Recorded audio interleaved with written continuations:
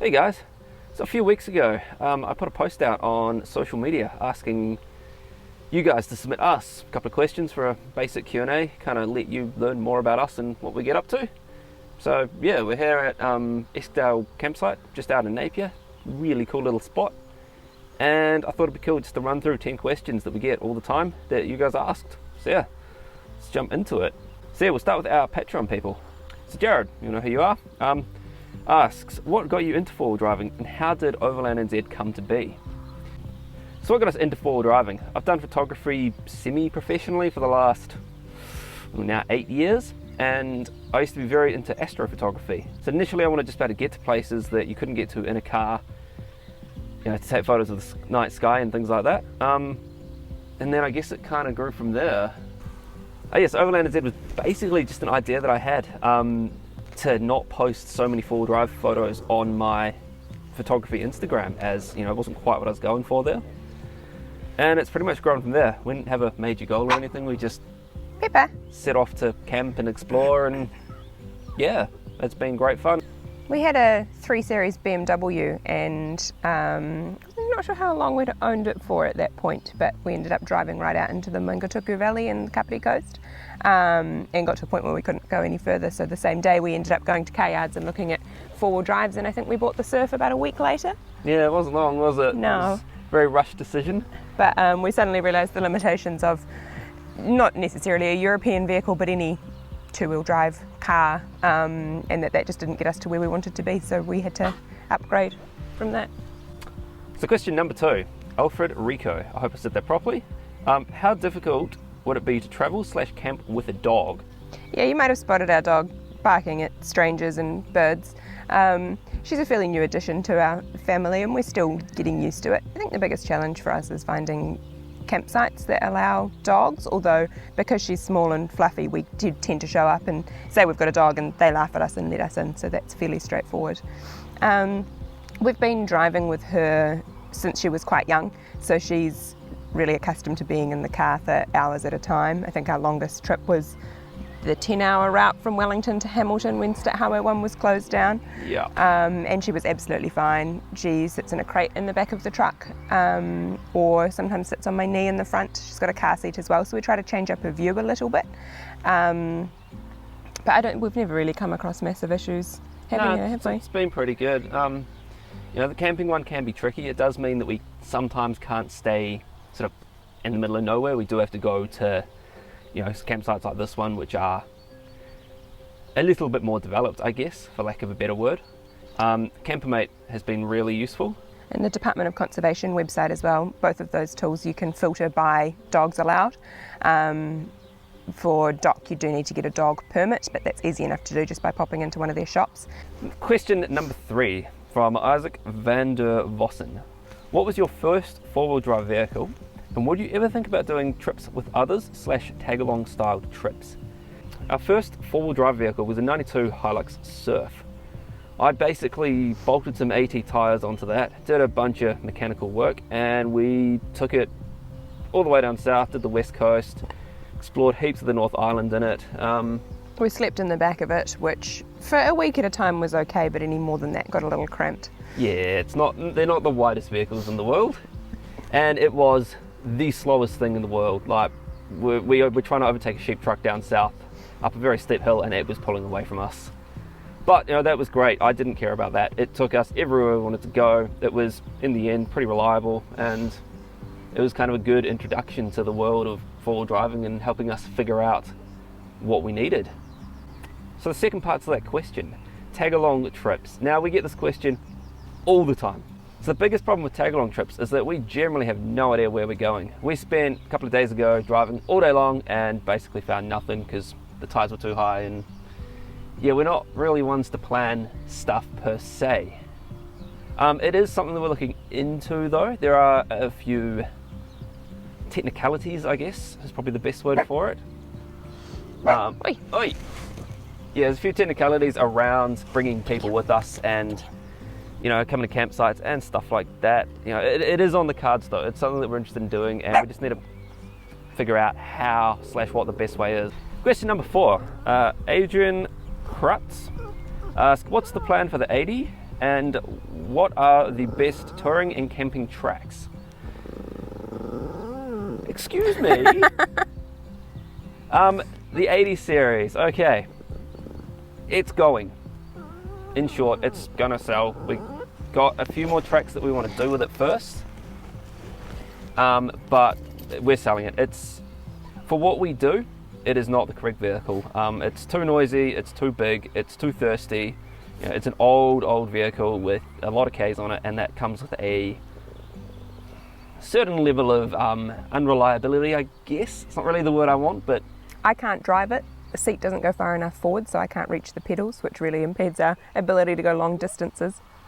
yeah, and it's, you know, setting up a vehicle costs a lot of money, and we've invested heavily, you know, into the Hilux here, turning this into our, you know, our overlanding vehicle. And it's just not worth having two trucks doing the same job.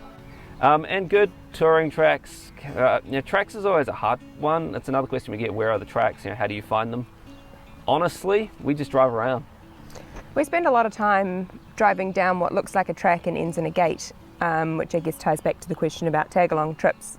We drive around. We find something that we always confirm that it's public property before we go, or private property which is accessible to private vehicles. But we just drive, and we spend a lot of time getting to gates, doing awkward 20-point turns on dirt tracks without falling in drains, or sometimes with falling in drains. Only sometimes. Only sometimes. And then we take the next track that we find, and sometimes they're awesome and amazing, and you get great views and cool campsites, and other times we can spend a whole day, like Daniel said before, high tide, can't get anywhere. So my approach is, I jump onto Google Maps, find an area that we're heading to. I'll have a click around and see kind of the towns and stuff like that. I'll then jump on a topo map so that I can find gravel roads and, I guess, you know, things that look more like tracks that link them together, and then we drive. You know, we do 30, 40,000 Ks a year. There's no magic trick to finding these tracks, especially, you know, in the North Island. We're not like Australia. You can't just drive for days and, you know, explore places in the way that they do. But what we lack in, I guess, distance, we make up for in variety. You know, you can drive a couple of hours in New Zealand and things change, you know, considerably. Question number 5. From here on, these ones all came from Instagram, and for some reason we didn't get the name of the person who asked them. So anyway, number 5. Is the Hilux a dedicated rig or daily, and why a Hilux? So the Hilux is, it's a dedicated camping rig, but we do sometimes use it for popping to the shops as well. But for the most part, we have set it up for camping. There's a few alterations that we'll make. For example, we can have the 3 seats in the back, or we can switch them out for our camping platform, depending on whether we're taking passengers. But for the most part, we use the Hilux for camping, and then we have a BMW as our daily for getting to and from work and to the shops and that sort of thing. Yeah, you know, there's things that come with owning a four-wheel drive, especially one set up as we do, that just don't make it practical for a daily driver. You know, we don't need to use it. Wellington's small, and we need to get into parking buildings and stuff like that. You know, having a car, just, you know, it's cheaper to run, easier to drive, all that sort of stuff in the city. Why a Hilux? Why a Hilux? So I could go on for hours and hours about the topic I'm going to touch on here. But basically, compromise. Every decision that we've made in relation to this vehicle has been a compromise. And any decision you make around how you set up your vehicle and what you use it for is a compromise. You know, the Hilux is a very good compromise between comfortable on the highway, fuel efficient, reliable, capable off-road, and able to carry the loads that we typically bring with us. We were originally looking around for a newer Prado, as Chloe didn't want a Hilux. My preference was for an SUV rather than a ute, because I do love having the internal boot space for storing all of our stuff, and we have found through owning the Hilux that at times it would have been more convenient to be able to chuck backpacks in the back when it's pouring down with rain, rather than trying to cover things on the tray. It's just a really good vehicle for what we use it for. So I guess, yeah, that's why we landed on a ute. A Hilux, I don't know, I'm a bit of a sucker for a Toyota. Number 6, what tyres are we running? So on this vehicle, we're currently running Goodyear Wrangler Duratrax. I picked them up on a 4 for the price of 3 deal at Bow Repairs a couple of years ago. They're great. I don't really have too much more to say about them. We've done 50,000 Ks on them now. they're maybe halfway through their life. They're quieter than mud tyres, but they're more capable than most ATs out there.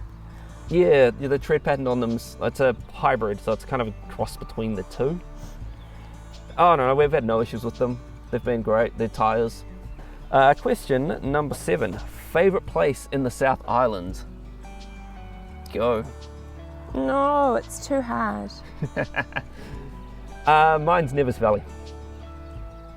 No debates. We haven't been everywhere, but Nevis Valley. Mine has to be almost the entire Banks Peninsula, but for very different reasons.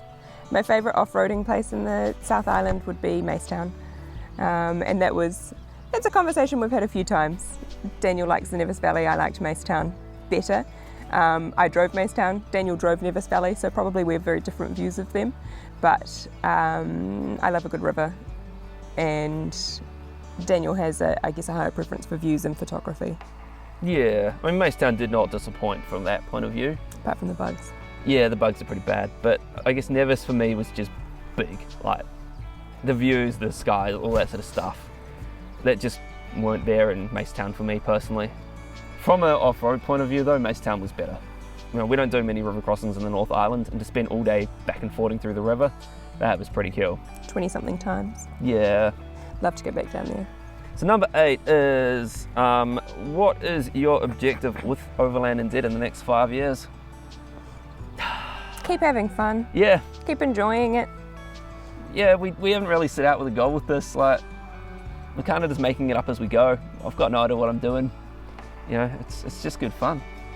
It's a good excuse to go camping, get out there. Like, it forces us, I guess, to get out there more. I'm just going to go stop the dog from destroying the picnic blanket. I'll be back. Yeah, the YouTube one is kind of one that I want to focus on. I think there's a good opportunity there in New Zealand to,